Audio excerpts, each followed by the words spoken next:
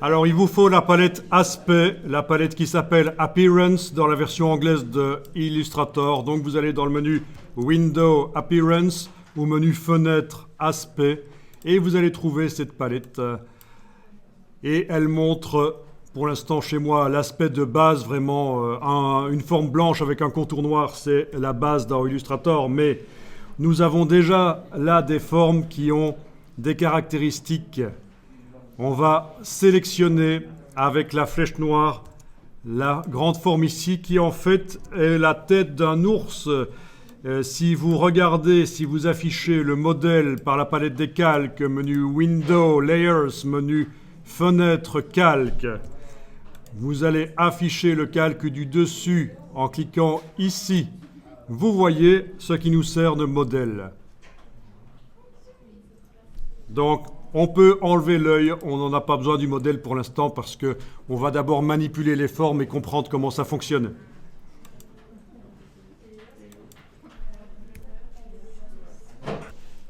Donc cette forme étant sélectionnée, maintenant dans la palette Aspect, je vois de quoi elle est composée. Et bien sûr, ce n'est pas juste un fond blanc et un contour noir, non, il y a un contour noir ici, un fond en couleur, on le voit. Un fond blanc qui se trouve en dessous et qui déborde. Si vous voyez, il déborde.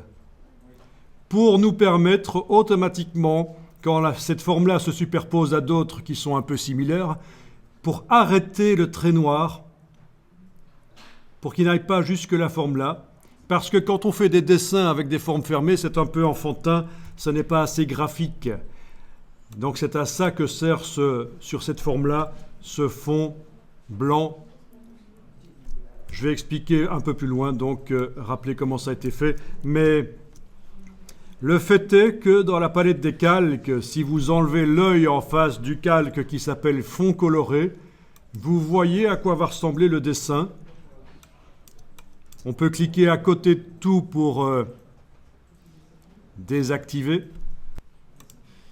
Voilà, on clique à côté de tout pour désactiver la sélection sur la forme et vous voyez qu'on a un dessin avec cette ligne noire qui ne va pas jusqu'au bout et ça, graphiquement, c'est quand même beaucoup mieux.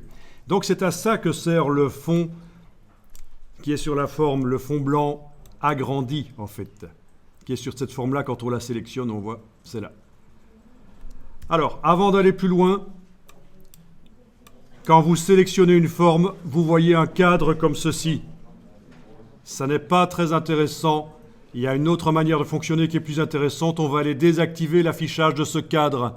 Dans le menu Affichage, vous allez demander Masquer le cadre de sélection. Donc c'est dans le menu View, je pense, et ça s'appelle Hide Bounding Box dans la version anglaise.